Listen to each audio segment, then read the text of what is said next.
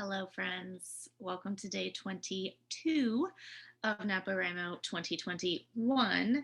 And, if you're still on the struggle bus with this prompt challenge, that's okay. And I've actually got something really good and uplifting for us today. I know that when I feel like I have too many things I've committed to, and too much to do with not enough time. It's always helpful when you get into that overwhelmed state in your mind to bring it back into your body, your bodily awareness, your deep breaths, the present moment.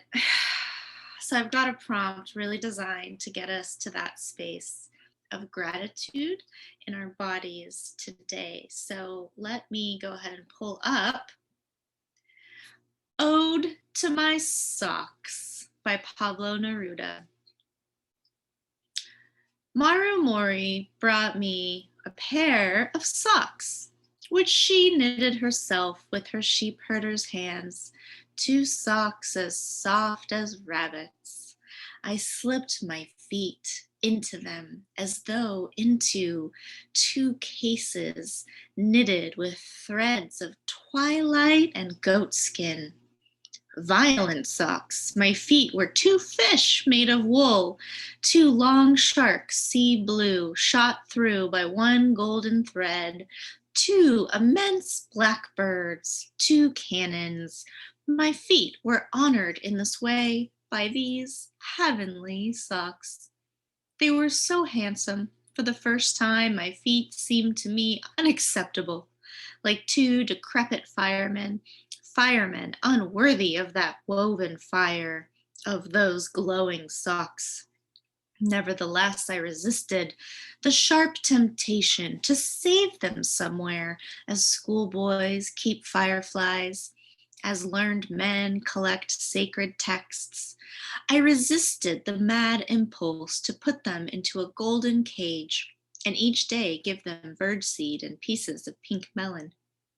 Like explorers in the jungle who hand over the very rare green deer to the spit and eat it with remorse, I stretched out my feet and pulled on the magnificent socks and then my shoes.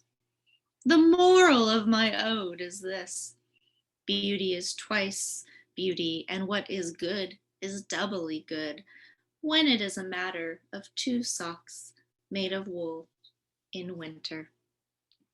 Okay, so FYI, some of you were in my odes workshop this winter, in which I did an 8-week series of different types of odes. And here I have this massive tome called All the Odes by Pablo Neruda. And there are so many wonderful odes. 225 in this book. I will share a little bit more about that at the end. But what I want to bring our attention to today in our writing is inviting a sense of gratitude for the small things, gratitude for things we might otherwise take for granted in our life because we're so busy, or we're so stressed, or we're in pain, or we are whatever it is we might be. And all of those feelings are valid. You are a human experiencing life. So in this moment together, I would like to invite you to experience some gratitude. Odes are poems to or about a specific thing, usually in a sense of admiration or reverence. So as we get prepared for our writing, here's the mantra for us today: breathing and listening.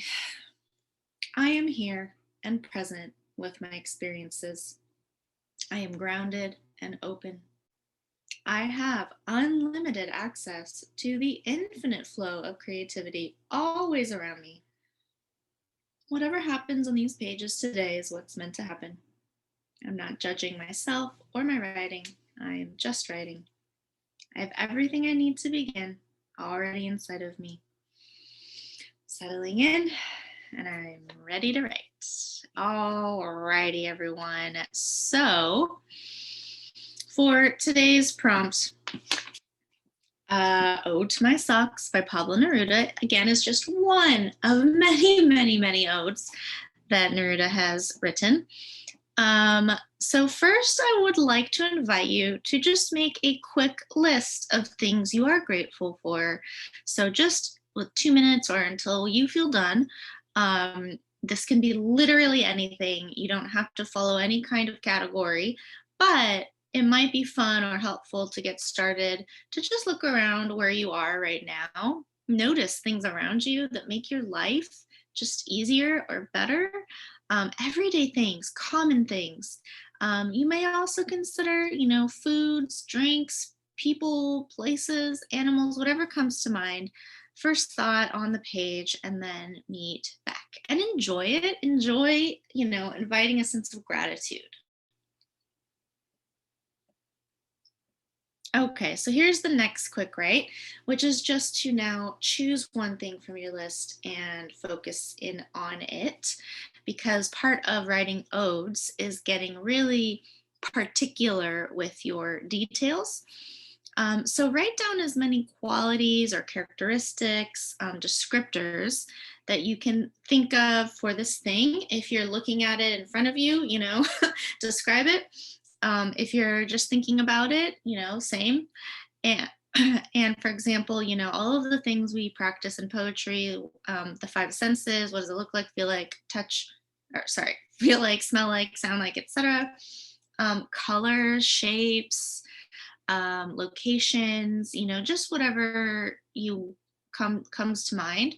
Um, and also, this is just reminding me right now, after reading Neruda's poem out loud, if you'd like, you can also make some equations of metaphors or similes. So you can also be like, this thing, is like, see if you can come up with anything. If not, not a big deal. But odes, Neruda's odes especially tend to have some sort of, metaphorical moment in them. So yeah, if you want to do that as well, and then come back. Okay, so this part, if you are shorter on time, you can skip it and move ahead to the next step. But if you have 5 minutes or so, I find it very helpful to explore your relationship with this thing by doing a free write. So again, just stream of consciousness, pen across the page, no worry about form or anything. Where or how is this thing used, if it is a thing? Who encounters it? What does it do? Why do you like it? How does it help you in your life? Or what memories are associated with this thing? So leaning into your personal relationship with the thing you have chosen and see what comes out.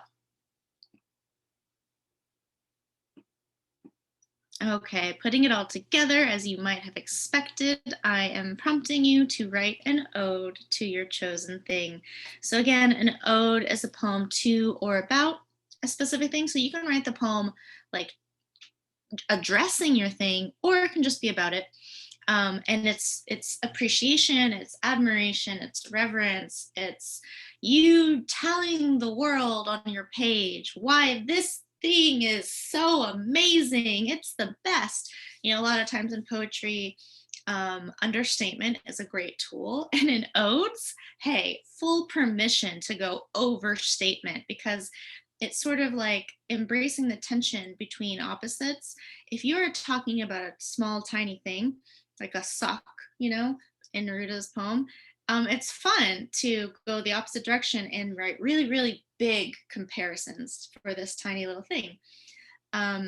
Or not, whatever you want to do. But give yourself full permission to sing the praises of this thing. So lean into your gratitude and appreciation. I always feel it helpful to feel into my heart and really feel the appreciation, like focus your energy on appreciating this thing. And again, you can go big, you can go with hyperbole, this, or superlatives, like this thing is the best thing because, and as always, be as specific as you can, especially with this about your specific relationship, your memories, your associations to this thing, because this thing might exist in the world objectively, but it exists subjectively in your life. And that's what I think really is the most interesting to explore, both for the writer and for the reader. Um, and again, if you like go full bore on metaphors, similes, compare your thing to other things, say why your thing is better than other things, if you want. Or you can keep it low key and understated and simple. Like as always, take whatever you like from this and run with it. So that's it. Yeah. So your specific relationship to this thing is really what you're going for, and have fun. Okay, so teaching my 8-week odes class over this past winter of 2021 was really good for me personally. And I think it was really, I heard really great feedback from people that they enjoyed it as well. And I just want to make a quick note, like one of the things that I think is so wonderful about the poetic form of the ode is that it is like gratitude is built into its structure. There's really no set form or way you should write an ode other than you are appreciating something in a poem. I think that's so beautiful. I think there's so many different ways to write poetry, and this one in particular, the ode, I find to be a great way to spark gratitude and well-being. Again, our brains get so fixated on the problems of the world that I find it really helpful to bring it back in and intentionally cultivate a feeling of gratitude and well-being. It doesn't mean that you are ignoring the difficult things in the world or in your life. It just means that you are giving yourself a moment to appreciate. For anyone who practices things like meditation or prayer, I think an ode is sort of a form of prayer, even though I'm not, full disclosure, I'm not religious, but the word prayer is like the closest thing I've come to feeling what an ode is. There might be a better word. If you, think of one, let me know. But it's really a reverent thing to slow down and appreciate the things around you, whether that is a person, an animal, an object, sometimes getting outside of our frenetic human, like individual ego brains is so good for both the well-being of yourself as well as for others, right? When you feel good, you act kinder to people. So, I think about peace starting within, and an ode is one really wonderful form of way of cultivating some semblance of inner peace and gratitude and interconnectedness with the world around you. Like you're not just a ball of anxiety, you're a human in a body with other animals and plants and things around you. So let's, appreciate that. Anyway, so quick note about Pablo Neruda. There's a great introduction in this book, sort of about his life, some of the things I've learned. Well, let's just start with his dates real quick. He was born in 1904 in Chile and died in 1973. I just read an internet blog had a fun note that said, Pablo Neruda was such a lover of things. He had a few books of odes. All the odes is a collection of all of them. We had odes to the elements, or elemental odes, and he had odes to common things. And to me, this was just so wonderful to appreciate. He just appreciated so much about the world, from socks to butterflies to laziness to elephants. There's just, anyone can do this, in my opinion, because I think we could all write our own book of odes. What are 20 things that you would write odes to? I've got a running list that I think is now in the dozens of things I would like to write an ode to. It's a really good way of paying attention and bringing your awareness to the influences in your life that have a positive effect on you, and being able to say thanks is so powerful. I feel like I'm just repeating myself at this point, but anyway, Neruda was like the father of the modern ode. And interestingly, he wrote some political poems that, as this intro in the book taught me, like, interestingly, his political poems didn't really hold up to the test of time, to most, critics' opinions, as well as his sort of simpler odes. And by simple, it's not a negative thing. Simple, I think, is a really powerful, profound thing.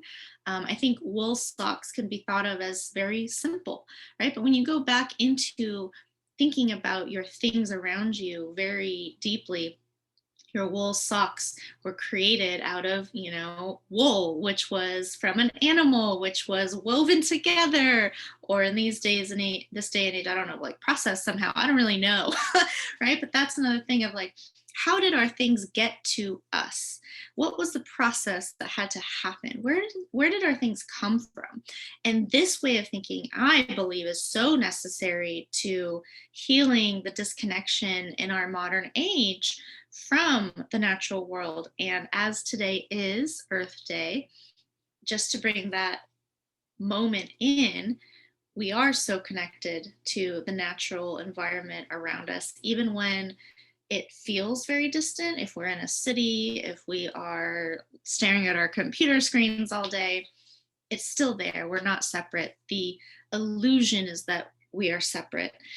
So, Neruda, in my opinion, breaks down that illusion constantly in his work over and over and over again. The ode to the onion, the ode to the tomato, like just pausing and realizing with your conscious intention, how amazing is it, like, that a lemon exists, like to stop and marvel at that fact, which is something that Neruda does constantly in his work, I think is wonderful. So I love Neruda. I should say also, as a note, you probably already know this, but he wrote originally in Spanish. So when we read the English versions, those are translations. So you might find different versions of his poems in different places by different translators.